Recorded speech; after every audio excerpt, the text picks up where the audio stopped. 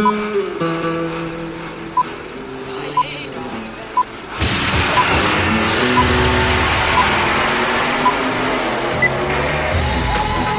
to the Reviews Without Remorse podcast with Joe and Dave.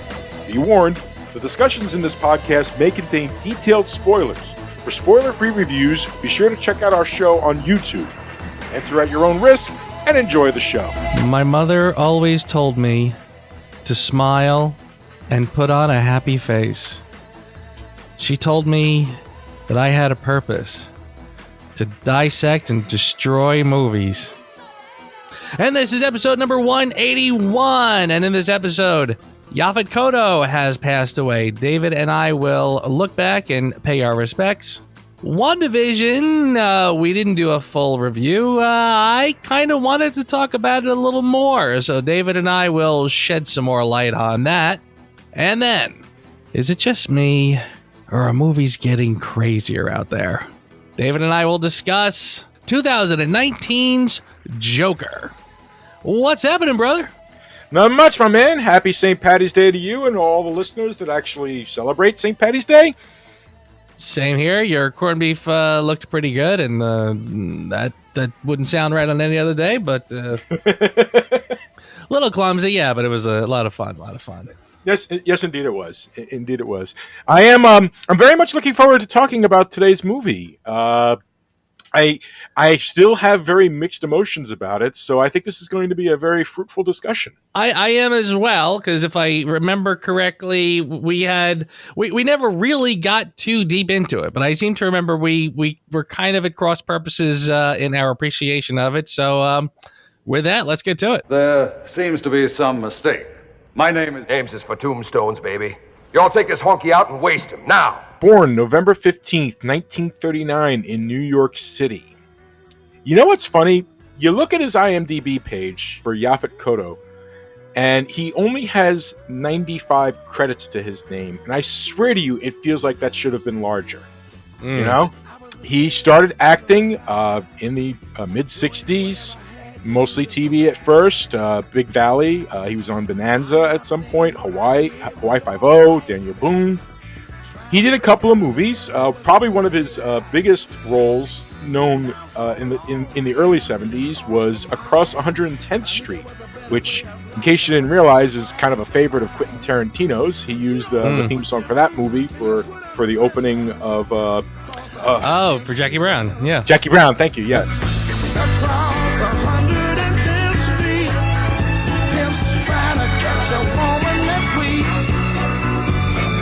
Across 110th Street. That's right.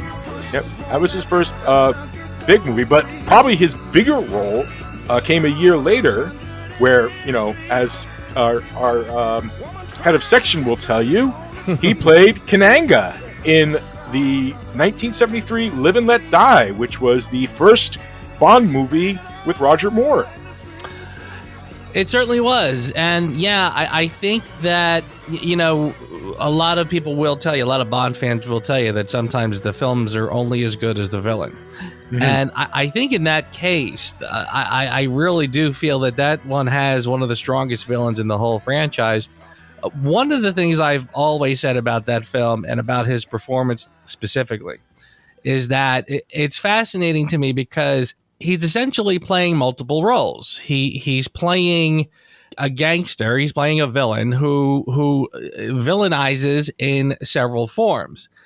He is the diplomat, Dr. Kananga. Any cost, any Bond must die. And he plays that with a lot of elegance and sophistication. Then he kind of sidelines over a little bit and he plays Mr. Big, the gangster, who is covered in not very convincing prosthetic latex, but that's okay. That was the time. But then when the charade is over, he kind of plays the part as sort of a combination, and in some ways he sort of forms a third character, where the two different personalities sort of merge into one.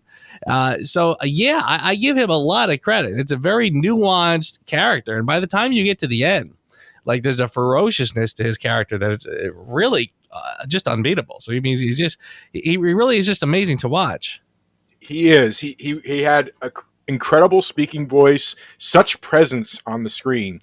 I mean, and just, to show you even further beyond that, his probably his second biggest role that he would be known for would be from the movie Alien as Parker. And again, another solid performance in a classic and exceptional film, a film that we're going to have to review at one point. I don't believe we've done the Alien series yet, and I think we're due. Yeah, I would agree with that. He followed that up with Brubaker, and honestly, he kept steady work through the years. And there is one movie I want to point out of his, not just The Running Man, where he played Laughlin with Arnold Schwarzenegger, which, fine movie in its own right. There's one movie I do need to point out, which has always been kind of a guilty pleasure favorite of mine, where he played Alonzo Mosley in Midnight Run. Hey, Jack Walsh. Excuse me. Are you Jack Walsh? I'm sorry, do I know you? Alonzo Mosley, FBI. Oh, that's a nice badge. How can I get one of those? I want to talk to you, Jack. Yeah? Then why don't you call my social secretary? You're very funny. Please, I want to talk to you. Agent Foster Grant. He was just so damn solid. He was always a solid actor in any part that he played. He always brought such a great level of intensity, gravitas, or even just like slow burn. The man was like the master of a slow burn when it comes to his characterizations. He died March 14th in the Philippines. I don't know what he was doing in the Philippines, but there you go. At the age of 81. And honestly, his last credited role is he did voiceover work for the video game Alien Isolation, which, if there are any semi-gamers out there who are also movie fans, I highly recommend that game. Excellent game. A nice, good, creepy alien movie. And there's a section where you play the game as if you're playing during the time of Alien, and they got all the actors to revoice their parts. Oh, nice. Yeah. So it's, sort of an unofficial Alien sequel of sorts. But, yeah, hail and farewell, Mr. Kotto. You were truly amazing. This whole little life you've made. This is chaos magic, Wanda. And that makes you the Scarlet Witch. This is our home. Then let's fight for it. So, we've had a week to digest WandaVision, and with today, as we're recording this, the Falcon and Winter Soldier premiered. Seems to be getting good reviews, but we'll get to that. Not today. We're going to get to the first episode probably for the next episode. But we covered WandaVision pretty briefly in our previous review, and Joe really, really feels strongly that he wants to revisit a couple of points about the show. And you know what? I'm okay with that. So, sir, tell us what's on your mind. Well, I tell you, part of it, honestly, I kind of was saying to myself, you and I easily could have done a full-blown review on this, because I kind of felt like, in many ways, I mean, this would have easily surpassed your typical 2-hour movie in terms of just material to sort of sort through. I mean, I feel like we could have done a couple episodes about this, quite frankly. So, yeah, I kind of felt like, why not talk about it a little bit more? But, yeah, I guess the thing that struck me most was a lot of people are really disappointed in it. A lot of people are really kind of, once we got to the big finale, everyone started to throw it under the bus. And honestly, I guess I was kind of feeling just a tad defensive. And it was, again, several weeks. I kind of wish the run times were longer. I heard other people say, no, the run times are fine, or maybe even could have been tightened a little more. I'm like, I would have liked to see like a full-blown hour each week, quite frankly. But with that said, I'm just sort of amazed at just how much. I mean, part of the problem I'm seeing is that so many people sort of invested and got into the fan theory thing that by the time the ending came around, I kind of feel like people were just sort of like, disappointed that it didn't hit the height that they were sort of building themselves up to be. In one review I listened to, there was so much talk about Mephisto, right? Like they thought Mephisto was going to be a character that showed up. I heard one reviewer actually talk about, there were references. The devil is in the details. That's not the only place the devil is. That was something that one of the ladies says at one point, and Agnes said that. Yeah, Agnes said something about that's not the only place the devil is, whatever. And then at one point, the guy who came to be Ralph Boner said something about, like, to the kids, raise hell, devil spawn, or whatever. And one review I heard was like, if you're going to talk about the devil, you better have the devil in your movie. And I was like, do you hear what you're saying? Do you hear what you're saying? No, you don't have to have the actual devil show up just because there's a couple references to the devil. I think we've had a lot of shows that can make very subtle references to hell or the devil. You don't have to produce the devil, okay? So that's kind of where I'm at with this. I still sort of fall back on what I said last week, where there were so many videos that were done talking about every little nugget, every little nook and cranny about the show. I mean, there were a whole YouTube series just on the commercials alone and the symbolism in each one. And I referenced, I said, you're going to compare this to Wonder Woman 84, that frankly couldn't be even bothered to do like a simple rewrite to make some coherent sense of some of the plot points. So, yeah, I mean, honestly, I really have to look at this thing as a whole and really kind of marvel at just what a masterpiece it really was. But with that said, I will agree that I thought that the ending did feel a little weak. But I want to make a couple points. First of all, I kind of felt in some ways it kind of went beyond my expectations in terms of the fact that this show does have such a dramatic effect on the larger universe. I thought there was it would be reasonable to assume that the TV shows are not really going to affect the larger Marvel universe. I'm very happy to see that it actually did. And I feel like my time was well invested in the show, aside from just being, kind of wildly entertained by the creativity of it and how different it was. But there was another thing too, and here's where I kind of got a tad defensive, and I'm curious to see if you would agree with this. The last show did sort of feel to me as if there was more they wanted to do, and I've seen a couple things to support this. There was more they wanted to do, but because of the quarantines of whatever, that they couldn't do a lot. So some aspects of it got trimmed, and so I'm wondering if that is kind of a contributing factor to why maybe it felt a little not quite so satisfying. The other part of this is I'm also looking at this and realizing, well, they were supposed to put this out later. We were supposed to get several other things first. We were supposed to get the Scarlet Witch. We were supposed to get the Falcon and the Winter Soldier first. Because of all the scheduling mayhem, this ended up being the first thing we saw.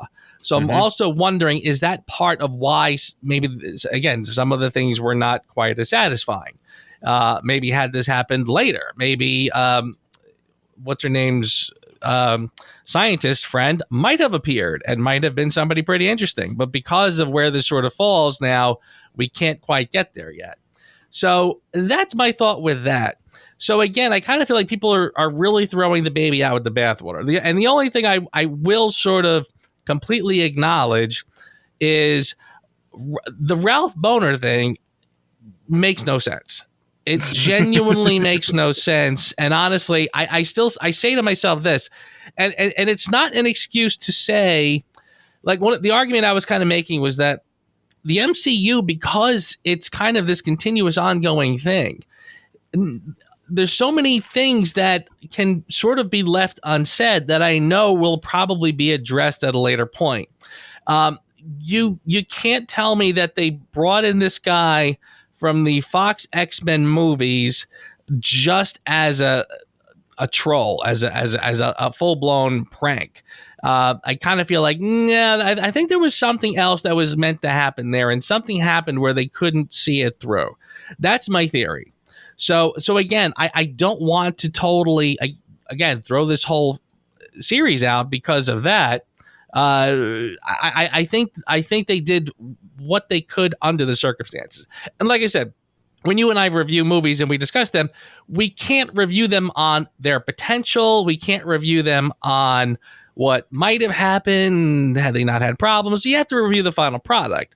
So yeah, I get that. But again, I do sort of feel like, again, my enjoyment of the show was not derailed by the fact that certain parts of the ending were not as satisfying. I thought the emotion was there. This was the conclusion of a very emotional journey, and I feel like in that respect, I got what I wanted. I do sort of feel like the only probably legit problem I have with it is the idea that they weren't quite ballsy enough to Wanda should have apologized. She literally should have done something. You're still not letting that go, are you? I'm not letting that go. I will not let that go. That was I think that was a full-blown flub. They should have made her seem much more repentant than she ends up looking. That was a mistake. But beyond that, I think the rest of it is pretty aces. So like I said, I wanted to sort of fluff a little more and just talk a little bit more about that stuff. What do you think? Well, for one, to defend, and I'm not one to defend, the online conspiracy theorists and so on and so forth, to defend them, Wanda's psychic children, Tommy and Billy, in the comics, they were partially the souls of Mephisto. So him saying, run devil spawn, blah, blah, blah, so on and so forth, you could see why people went down that path. The more nerdy comic book people read into things, and they read into them for obvious reasons to them. Nothing that the audience at large would ever understand, the casual fan, so to speak. But even as a hardcore fan, was I disappointed that Mephisto didn't show up with, these little subtle things? I suppose I was. But in the end, it didn't detract from the show as a whole. I mean, was the ending not quite what I would have wanted? A little bit. But again, we don't know the circumstances. We don't know what might have changed due to the last couple of episodes having to be put together under COVID style restrictions. I don't disagree with anything you say. I except for the apology thing. I think you're being a little oversensitive with that, but that is a completely your mileage may vary type situation. That is just your thought, and I respect it. I respect that thought, and I can absolutely see and agree where you would come from. I personally felt like that no matter how she did it, even if like Elizabeth Olsen pulled off the acting moment of her frickin' life, I don't think it would have ever come across as genuine, or could have possibly come across as genuine. So maybe that's why there wasn't one. Maybe there was one filmed. Maybe we'll see deleted scenes later where one was filmed, but it just fell flat or anything like that. Who knows? But honestly, yeah, I everybody suddenly deciding to tear it apart. Really, really, not to bring Shatner into the mix, but you really need to get a life. Okay, just because it didn't meet your expectations. Okay, let's talk about another movie that didn't meet expectations and the reverse backlash of that. Phantom Menace. Okay, I remember walking out of that theater like with almost like PTSD style conditions, because it's a Star Wars movie. I should be like deeply in love with this, and I walked out like grasping onto like little things, like kind of like you've been presented with a tray of shit, but around the tray of shit were these really awesome candies that tasted delicious. So you're kind of focusing on the candies, and you don't really want to look at the giant tray of shit. Yeah. Now, that was a case of people giving backlash to that movie that it deserved. It's like, well, what is all this? I mean, did the subsequent movies and Clone Wars, did it help coalesce what the Phantom Menace was? That's debatable. I disagree that it does, because I feel like you shouldn't be able to retroactively fix something. If a movie comes out, it needs to stand on its own. Right. And when we get to Justice League next week, I think that's going to be kind of a key thing to bring up. But until we get to that, But getting back to this, though, I do feel like there does come a case where, like, because getting back to a Phantom Menace is what I was trying to say was some people said that, oh, well, you didn't like it because it didn't meet your expectations, and your expectations were completely unreasonable, and the fact that Boba Fett, blah blah blah, or whatever the hell, okay, and I find that type of argument a little disingenuous because it's almost dismissing the actual criticisms that people would have. Here is one of those cases where I kind of feel like, no offense, you hyped yourself into disliking this show. Right. Yeah. This is absolutely a case of you hyped yourself into disliking this show because you followed breadcrumbs that, purposeful, not purposeful, or, just simple accidental, the use of the devil, raise hell, blah, blah, blah, blah, blah. For God's sakes, Joaquin Phoenix in a movie called 8mm said a line about when you dance with the devil don't change. The devil changes you. Right. Okay. The devil didn't show up in 8mm. Right. Yeah. Just because you reference something doesn't necessarily mean that, and just because you name drop something doesn't necessarily mean it's going to pay off, either now or in the future. Yeah. So get off your high horse. Yeah. Go back and do what I did with Joker. It's really, really funny that you bring this up, because my complaint about Joker, which we're going to get to in a minute, was that it was hard for me as a Batman fan to really see how this fit in any form inside the Batman universe. So when I went to watch it again for this review, the first thing I said to myself was, get Batman out of your mind. Just watch it as a movie and then review it based on that. Yeah. And I think that's what people have to do with WandaVision. Get over your theories and rewatch it again with a clear mind of just watching a woman in grief, dealing with grief, a superpowered woman in grief, dealing with it in the most catastrophic way possible. Yeah, absolutely. I completely agree with that. And by the way, as just sort of a side note, I don't know that we could have handled the devil. I mean, I sort of feel like, the Marvel Cinematic Universe still has to wrestle with what they can do.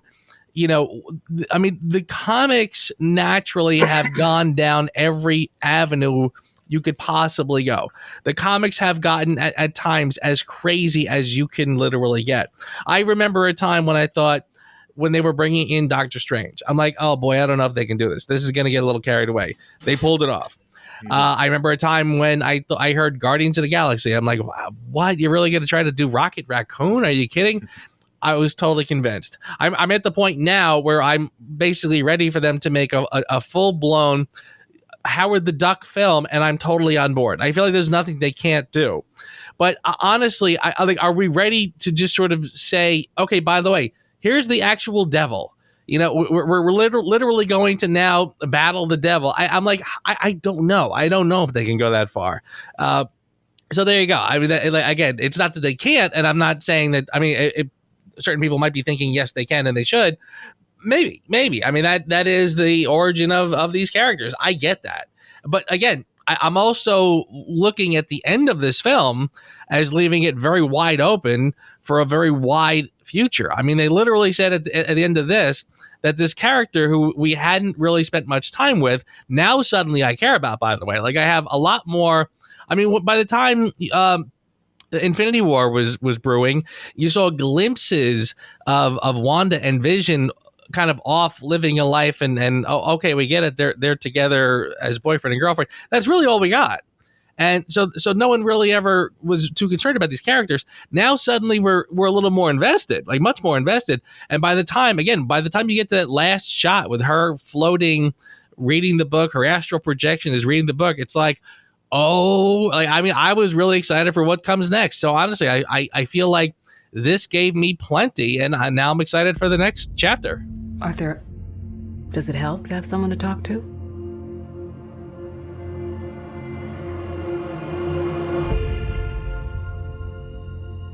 My mother always tells me to smile and put on a happy face.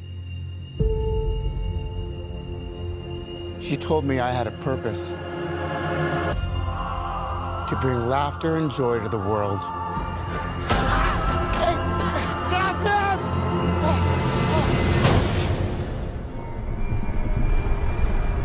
Is it just me? Or is it getting crazier out there?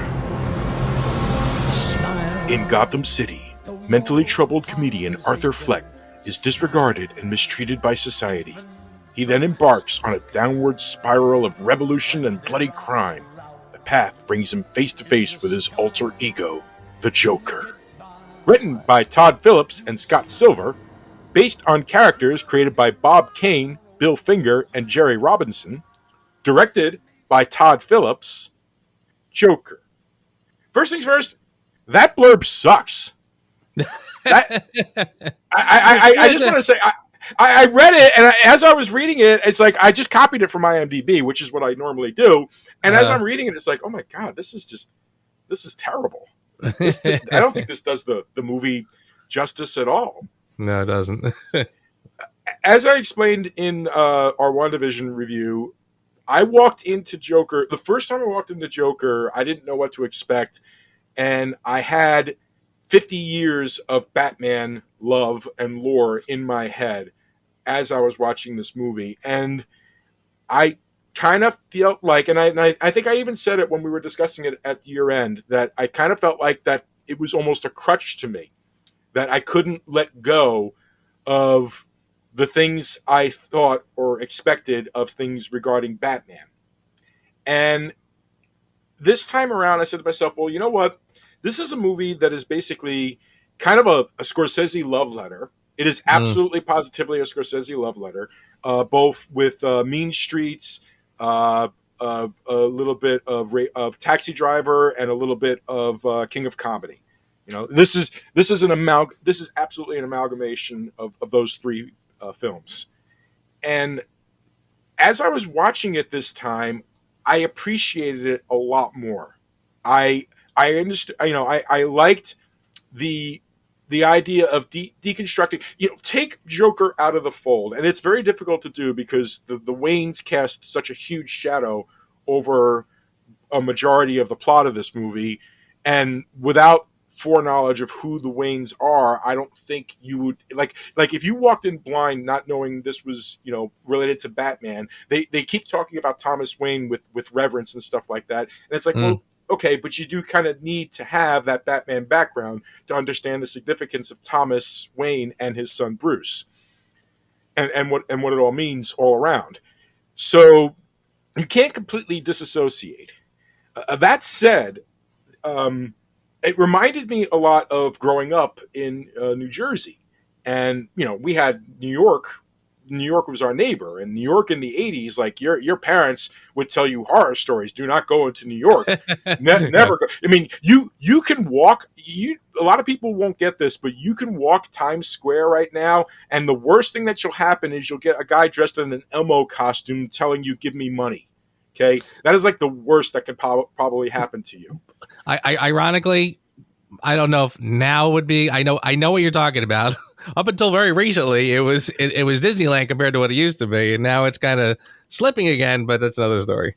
Yeah, well, it's been a while since I've been in the New York area, but in the 80s, forget it. Like the idea of going to Times Square, like when my mom used to take me to plays, which is right not that far from Times Square. We would go see plays, musicals, or I actually got to see Robert Reed in the stage version of Death Trap. Robert Reed, Mr. Brady from the Brady Bunch. Yep. But I always remembered one thing. Like the minute the play was over with, we literally ran out and ran to a cab and got our cab the hell out of there. It was like boom.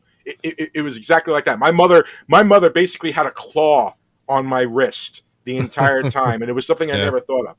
And this movie captures that so scarily well.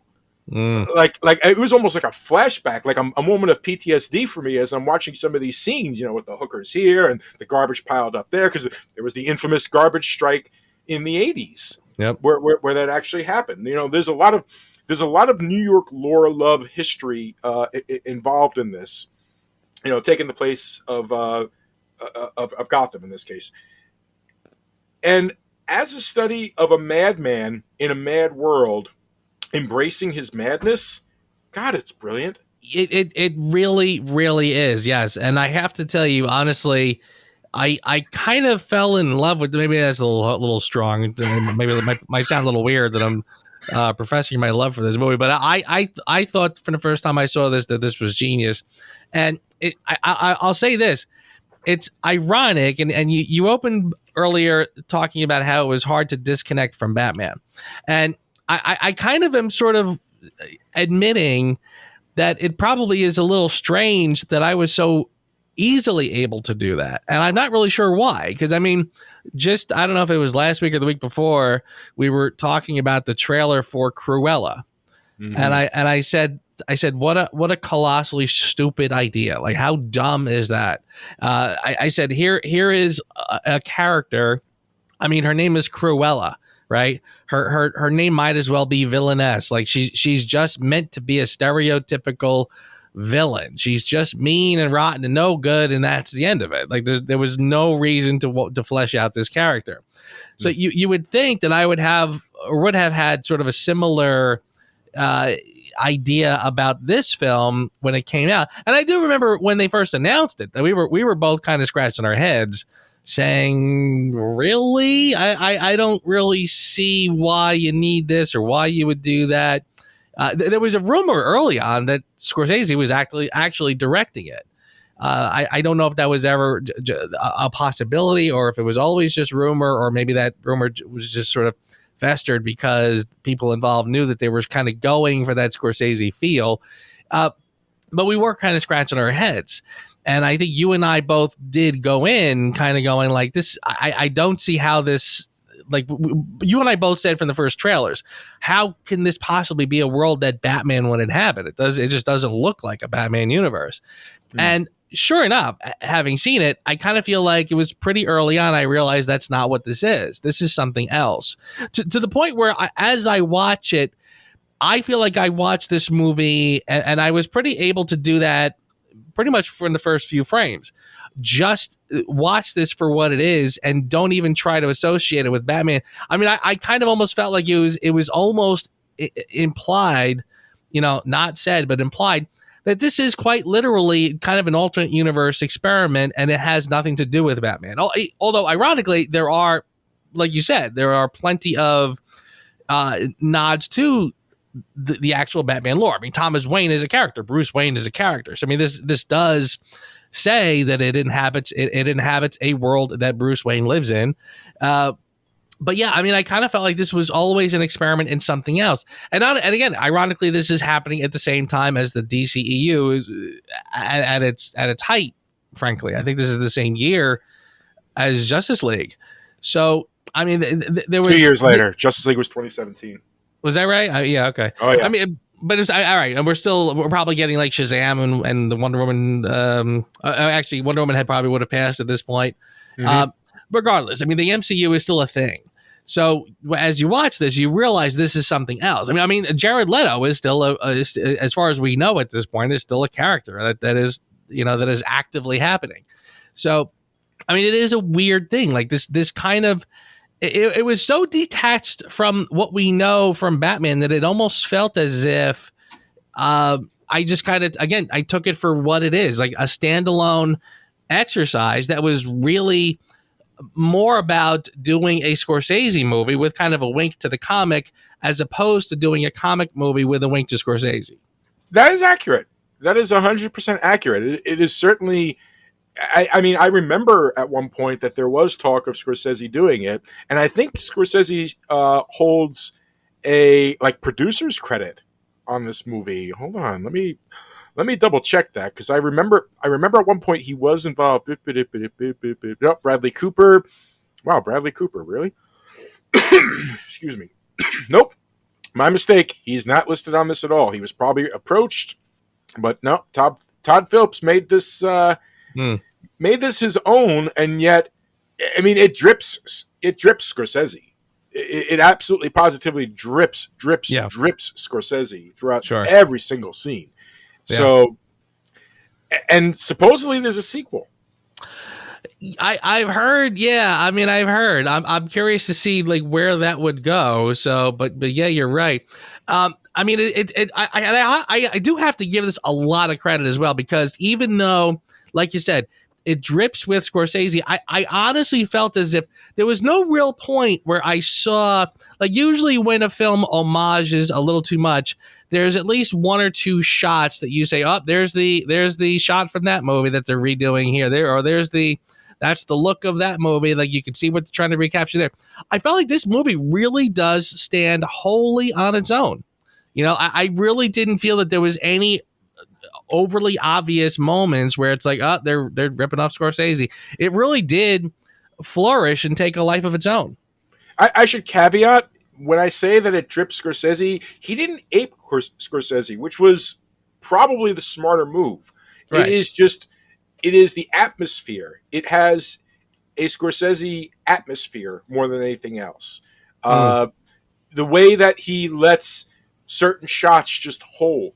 He doesn't flinch away. He lets things stay. He lets things get uncomfortable with the camera, which is, you know, that's not really something that Scorsese does, but it is part of environment building. The entire movie, it's a very, very difficult movie to sit through, because on the one hand, you kind of feel bad for this guy. But on the other hand, you're like, but no, it's like he's right, but he is so wrong.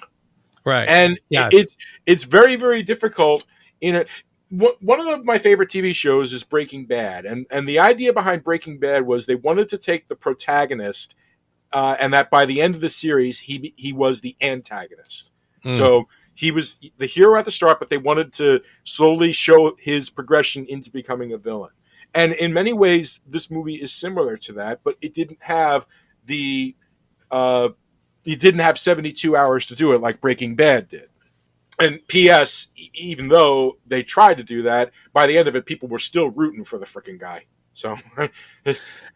Yeah, right. I mean, that is the thing, and I feel that the genius of the film is that you're right. It takes you on that journey, and you wrestle with your own sense of satisfaction. Like, I mean, when you get to the scene where he is in the subway and he kills he's getting beat up and he shoots dead the three guys who are beating him up. Gugu Bernard Getz, ladies and gentlemen. Yeah, right. I mean, you wrestle with it because when he's down on the ground, he's getting beat up. He shoots two guys, right? One guy limps off. So at that point, a sane person would say, "Okay, you got yourself out of a jam. One guy ran off. You killed two people. I mean, that's bad news, but you stop." He follows the guy and finishes him off, right? And then he proceeds to go to the bathroom where he does his little dance. Then he goes to his sort of girlfriend's house. We don't know this yet. All of a sudden now he kind of comes alive and he comes into his own. So yeah, and as the viewer, you're kind of like, oh, I shouldn't be feeling that satisfaction that he's feeling, but I am, because again, the movie is very smart in how it delivers information. Smile, though your heart is aching. Smile, even though it's breaking.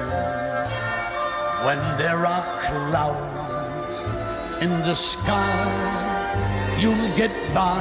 What?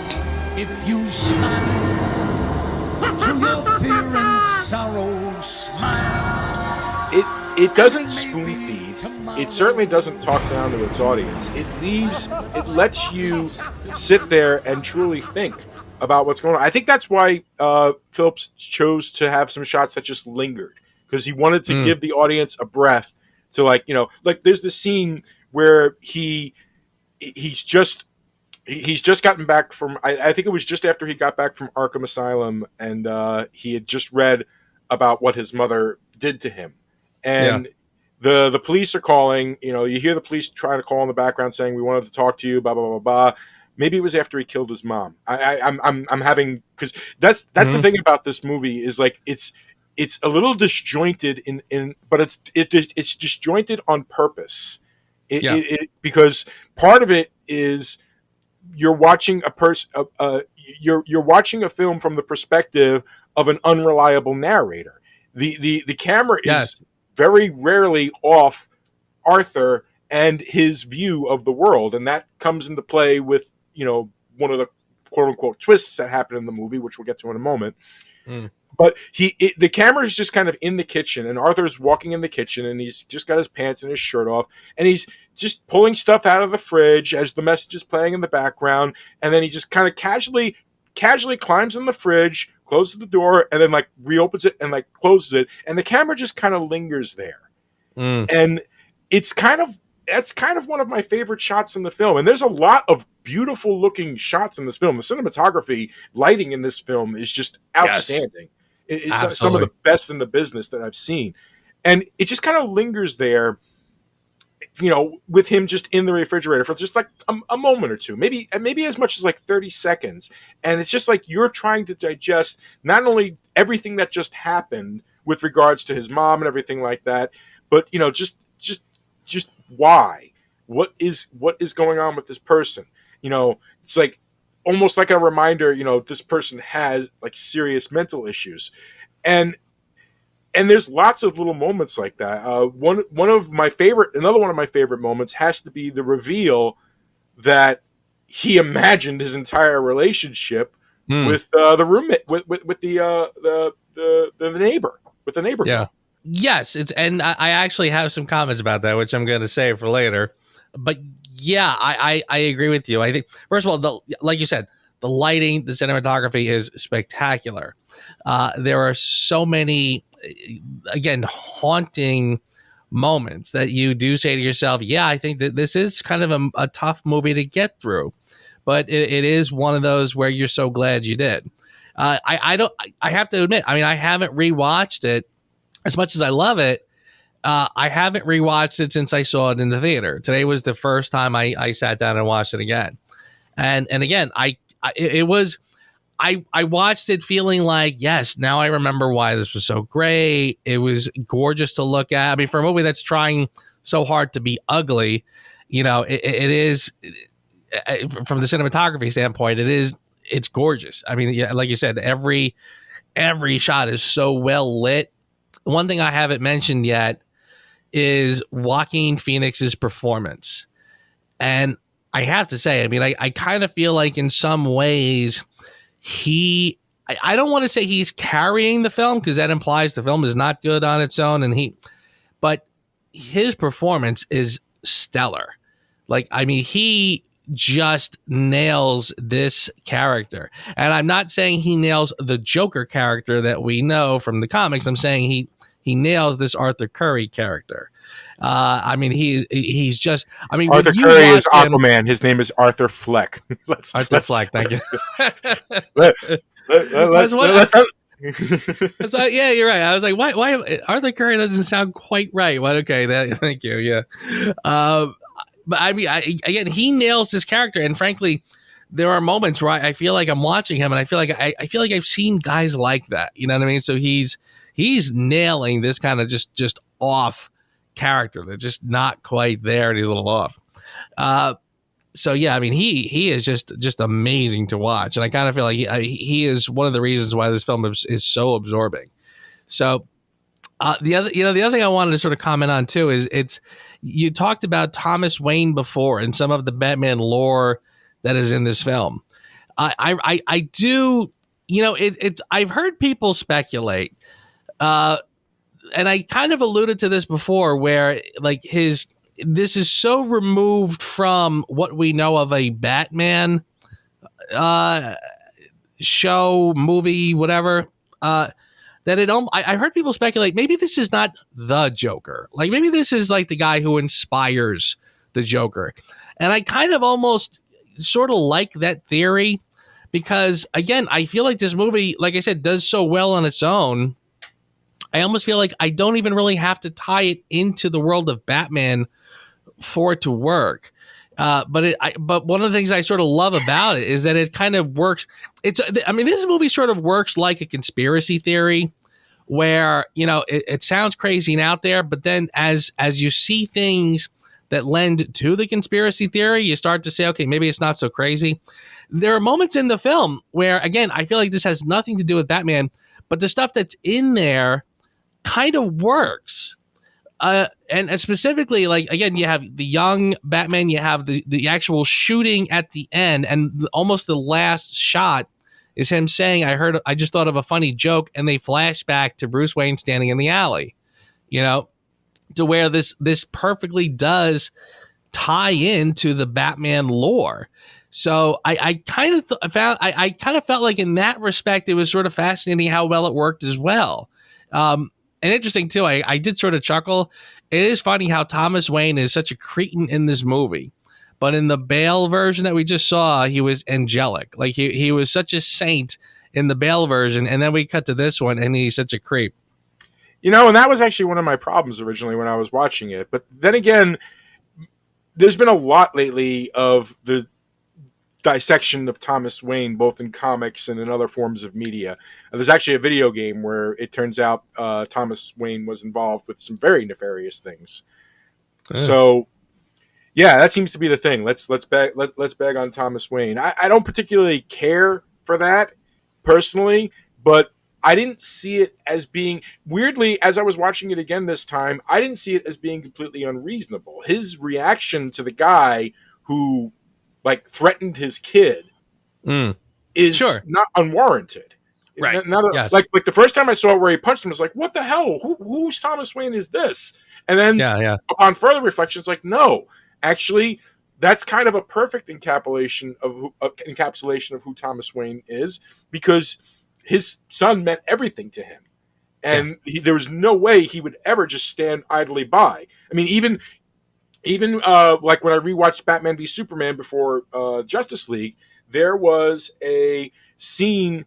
They showed the scene where the Waynes get killed, and they used images from Frank Miller's classic Dark Knight Returns, where you see Thomas Wayne hold his hand back when the robber appears, and then you see his hand turn into a fist, showing. So in retrospect, I don't have a problem with how they portrayed Thomas Wayne in this, and it felt real, and it felt genuine, and it still felt honorable to the comics. What I am going to take exception to is your statement of that, maybe he just inspires the Joker.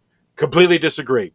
Absolutely, positively, completely disagree. Respect your opinion, but the scene when he's on the set of Murray is extremely so much classic Joker.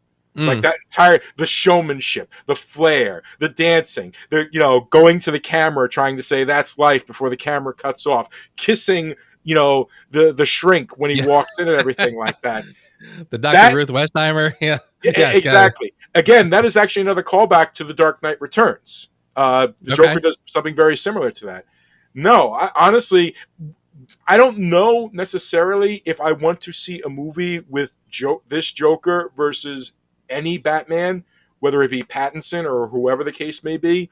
But I'm not opposed to it, nor am I opposed to the idea of this version of Joker. Yeah, okay, deconstruction, bringing him to the point where it was, it kind of all made sense and it worked for me. So, no, I don't think so. I think this is an excellent portrayal of the character of Joker, where he gets to from the moment he starts putting on the makeup, even down to tonguing the makeup at one point before he kills the guy that comes to the apartment and everything like that. All that felt absolutely positively very Joker that I know and love. What's so funny?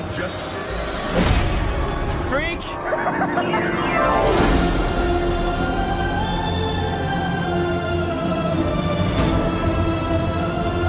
Gotham's lost its way. What kind of coward would do something that cold-blooded? Someone who hides behind a mask. All right, but how much love? Who's going first? Okay. My life was a tragedy. I walked into this movie with a 7, and this was based on the last time that I saw the movie. And this was based on my preconceived notions, my ideas of, it is sometimes very difficult for me to put myself in the mindset of an Elseworlds story. Elseworlds being, what DC calls, side little one-off stories that have nothing to do with the current storylines or characterizations or anything like that going on.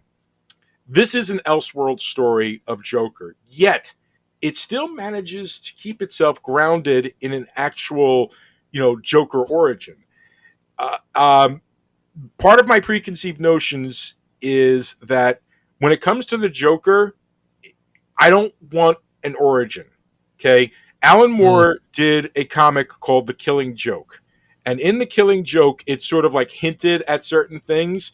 And at one point in the comic, it basically destroys the entire notion of the quote unquote flashback scenes that we saw by saying, sometimes I remember it one way, sometimes I remember it another. If I'm going to have a backstory, it might as well be multiple choice. The Joker says this at one point. And weirdly, this movie, I didn't think of it the first time I saw this movie, but when I was watching this movie again, that hit me very, very much. The truth of the matter is that this movie, you can't trust a single frame in this movie. Not one frame. Because it was demonstrated that there are things that he does. We don't even know for sure if he killed his mom. Okay? The guy's coming. Until the guys came and said, we're sorry to hear about your mom, we didn't. Did he actually kill his mom, or did the stroke actually take his mom? Did that conversation with his mom even happen? Okay? Did he actually tell those jokes on stage? All of these things. The entire movie is basically can be looked at as a lie. There is nothing in this movie that a sequel couldn't just like to me, the idea of a brilliant sequel almost would be to tell the story from everybody else's perspective, not his. I don't think they'll do that. That would be way too freaking meta. But my point that I'm trying to say is that I walked into this movie with a 7 and ended up with a 9. Because the second time viewing it, I let go of my notions and I just looked at it as a movie, as a deconstruction of mental illness. And, maybe it's not the greatest form of it, but in the context of everything, God, it's hard, but it is also hard to look away. You can't just stop watching. Not a lot happens in this movie, and yet every scene is just compelling and builds into the next scene. 9 works for me. I gotta tell you, I'm kind of happy to hear that, because I remember our first conversations about this, which again we didn't review it, but we had a couple words about it, and I felt the disappointment in you that you're like, but it's not a Batman thing, and I'm with you. I'll be honest with you, I was sort of wrestling between an 8 and a 9.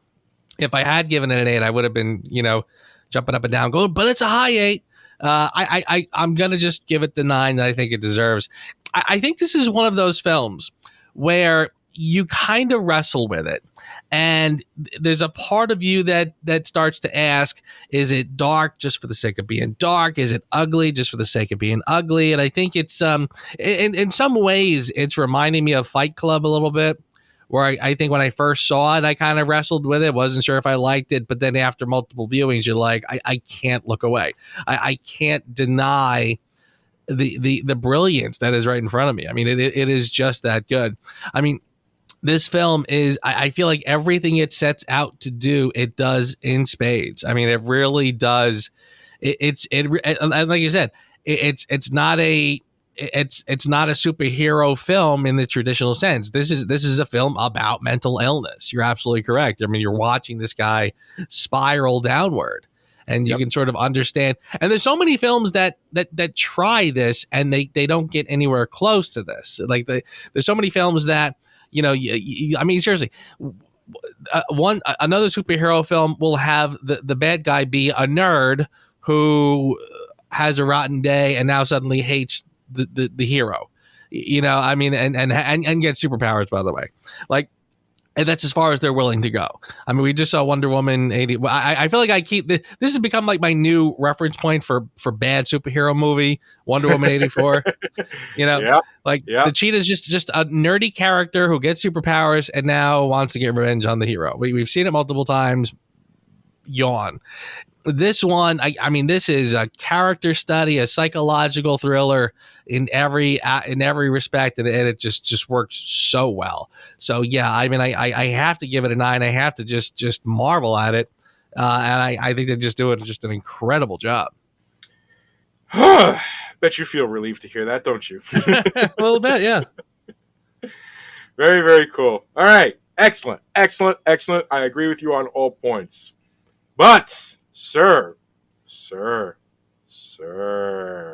who asked you? I literally have one tiny criticism of the film, and again, it's in the spirit of what we would do to tweak it a little bit. I mean, this is a minor tweak, so minor. And they kind of do this twice. One is twice. Once is a little obvious. One is very blink and you miss it. But the scene where he wanders into the girlfriend, quote unquote, girlfriend's apartment, and she is shocked, horrified to see him in there, and that's when you realize that this thing was in his head all along, right? They follow that up with this a quick little montage, kind of like Fight Club, about how he was sort of by himself the whole time. And I said to myself, I wish they left that out. I wish they didn't actually show you the scenes where he was by himself, because I liked it better when your brain just sort of put 2 and 2 together and you realized that, that this is what had been happening the whole time. And because it works brilliantly. I mean, like seriously, the little montage, it's almost like The Sixth Sense, where they go back and show all the little clips where he was really by himself, or again, Fight Club, where there was no one else there, he was fighting himself. Like, I get it. I didn't need to see the actual scene, so I wish they just could have left it out. And as I rewatched it today, there was another one that was just like it, and this is the one where I said, like I said, if you blink, you miss it. Where him and his mother are watching TV early on, and they're watching the show with Robert De Niro. I forget the Johnny Carson type. Murray Franklin. Thank you. And basically, they kind of, it starts like he's now in the studio audience. He gets called down. It ends with the two of them hugging. So this is like just a fantasy in his mind. Then they cut back to him sitting in the living room watching it on TV. And I said, I just wish they left that out. Just don't cut back to him watching it on TV. Just let the fantasy just end, and that's it. The scene ends there. Again, very nitpicky. The only thing I think I would have tweaked. All right, and I can't disagree with you on that one, to be honest with you. Maybe not so much the second one. Like the first one, where the girlfriend and everything like that. Absolutely, yeah. I agree with you. I think that was a little spoon feeding, which I don't think was necessary. Right. But the first one, I think, needed to establish his twisted view of the world. So I think that it was necessary. So I'll 50-50 agree with you on that one. But still, an excellent one to point out, and one that I would have pointed out. For me, I'm actually struggling with a who asked you, to be completely honest with you. If there is anything, for me, the guy showing up at his apartment, that bothered me.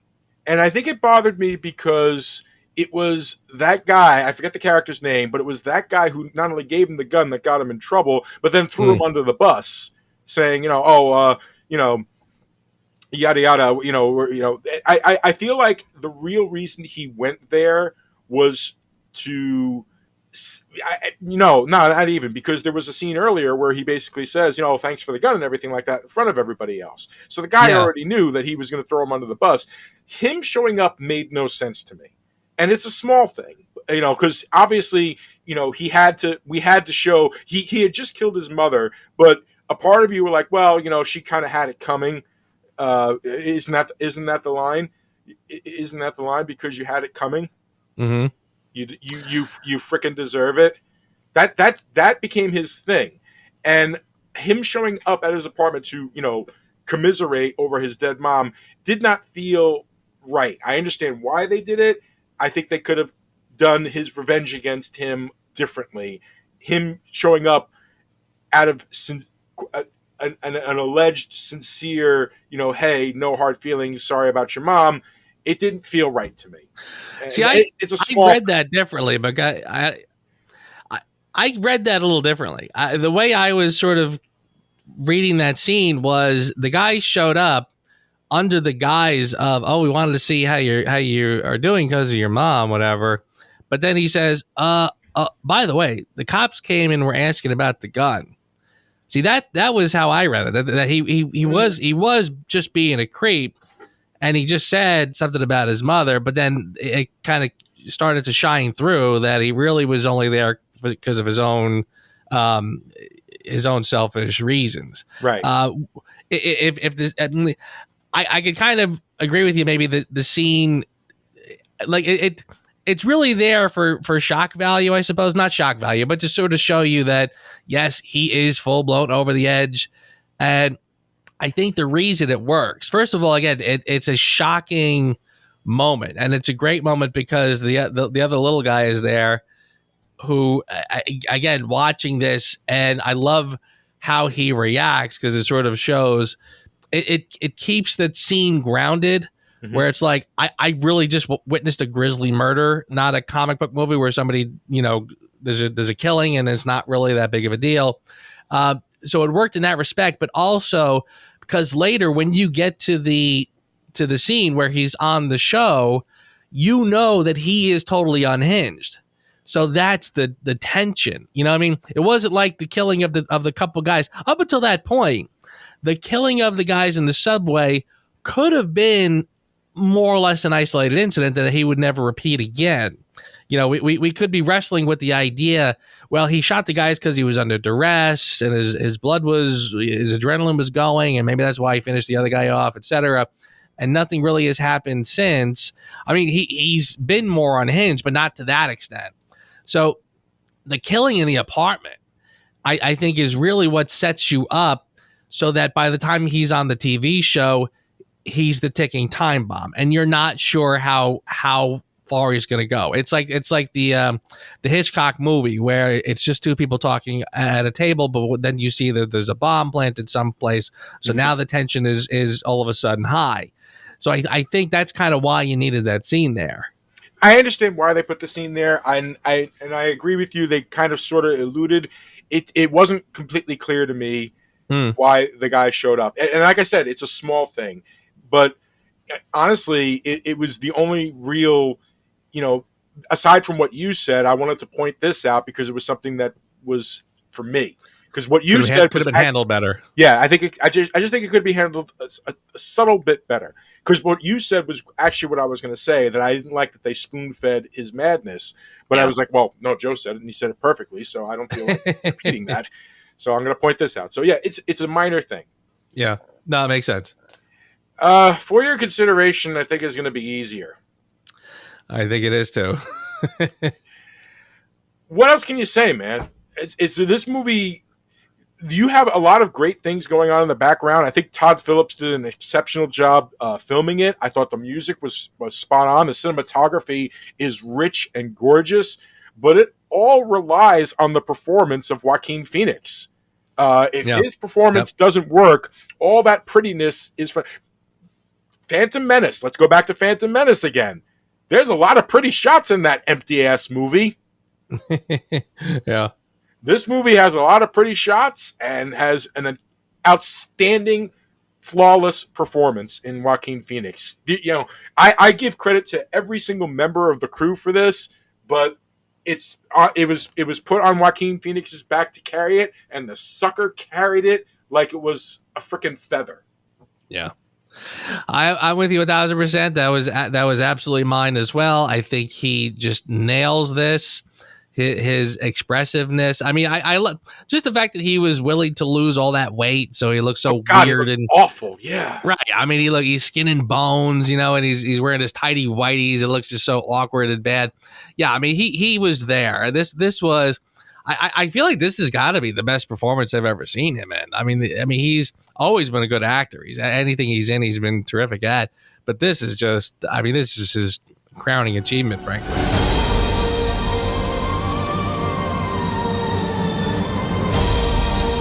I used to think that my life was a tragedy.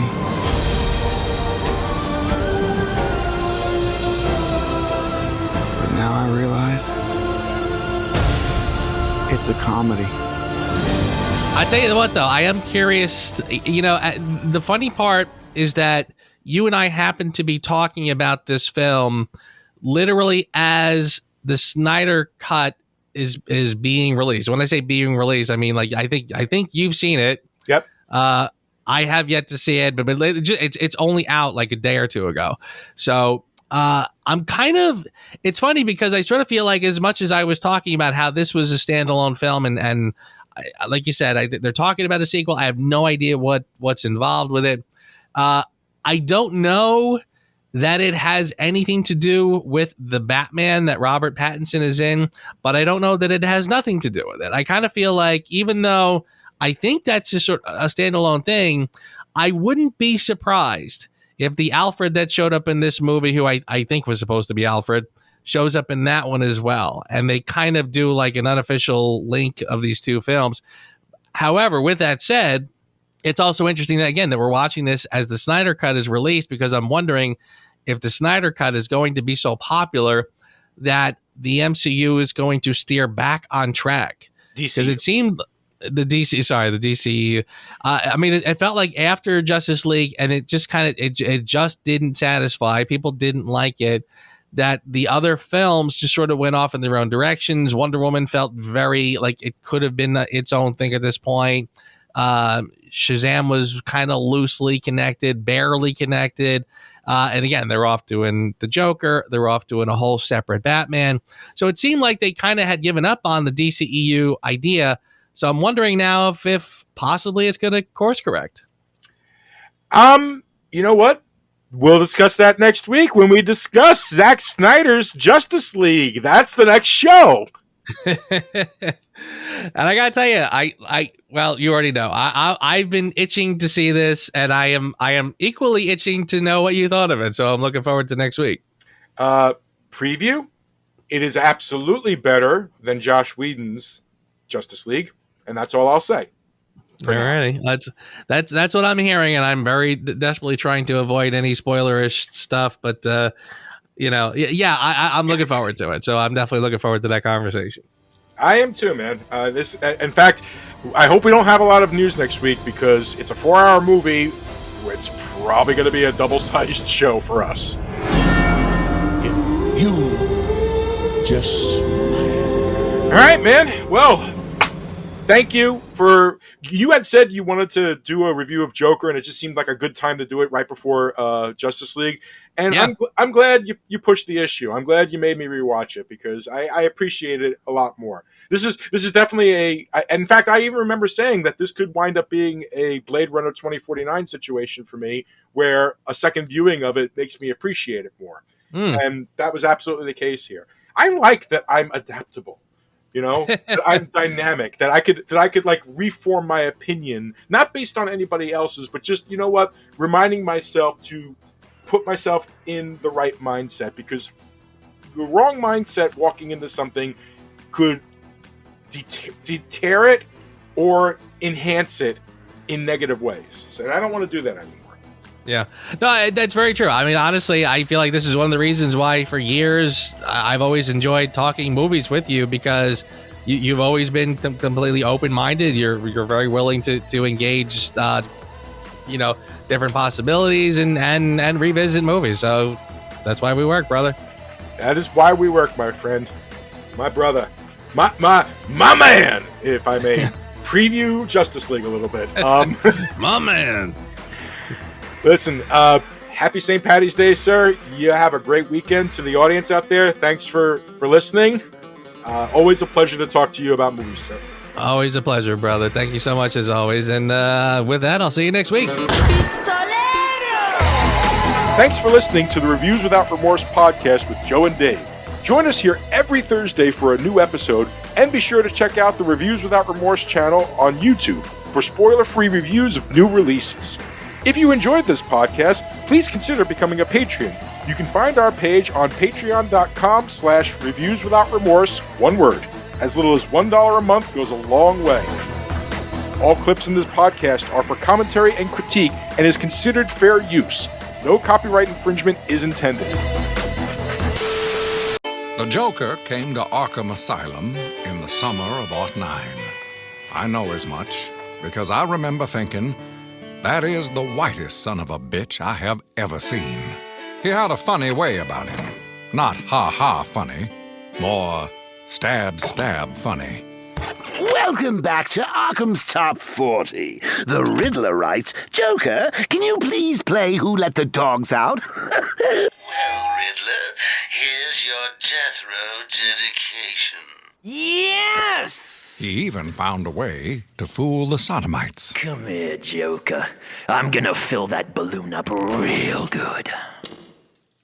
And despite appearances, we became friends. I hear you're a man who can get things. Well, that depends. I need a large poster of Phyllis Diller. That may take time. Time's the one thing I've got. Well, that and dementia.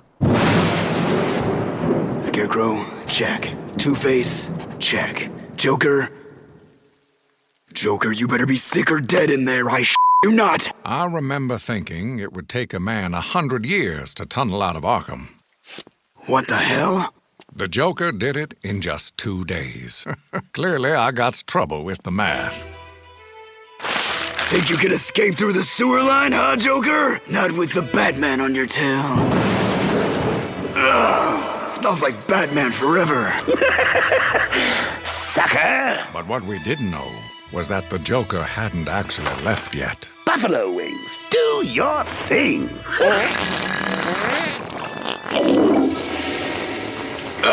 Hello, there's a man down here. Please don't flush anything for a while. Ooh-wee. Forget about the green mile. Try walking the brown mile. Oh God. Batman crawled through a river of 500 yards long. I remember thinking that was probably the length of 5 ping pong tables. Again, not so good with the math. I remember thinking you'd have to be pretty insane to play a joke like that on the Batman. Oh, come on! Then again, I remember thinking that was pretty damn funny.